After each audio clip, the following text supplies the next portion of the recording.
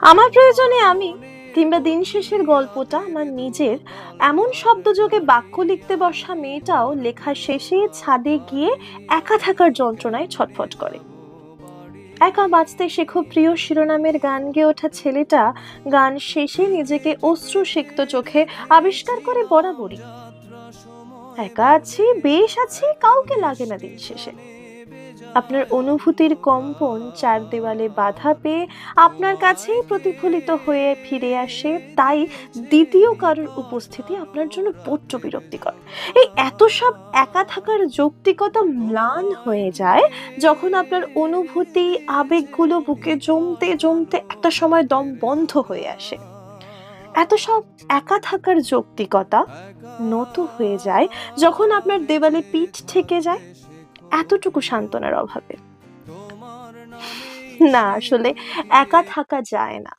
দিন শেষে সবার একটা নিজের মানুষ লাগে, নিজের অধিকারে থাকার মতো মানুষ।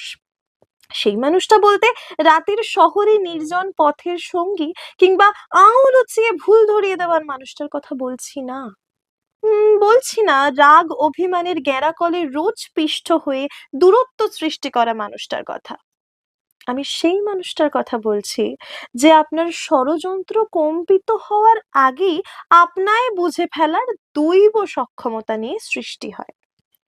সে মানুষটা আপনার নির্ঘুম রাতের ভেজা চোখে হেসে ওঠার কারণ হয়ে জন্ম নেয় বারবার। পৃথিবীতে সবার সাইকোলজিক্যাল ভাবনাগুলো একই, পার্থক্য শুধু কেউ চিৎকার করে কাঁদে, আবার কেউ চোখ না ভিজিয়েই কাঁদে। যান্ত্রিকবাদের এই শতাব্দীতে অনুভূতিহীন কঠিন মনের মানুষটাও নিজের অজান্তেই তার জীবনের গুরুত্বপূর্ণ দ্বিতীয় কারোর উপস্থিতির প্রয়োজনীয়তা অনুভব করে।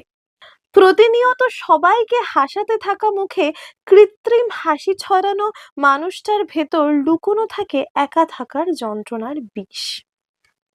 খোঁজ নিন, কেউ ভালো নেই।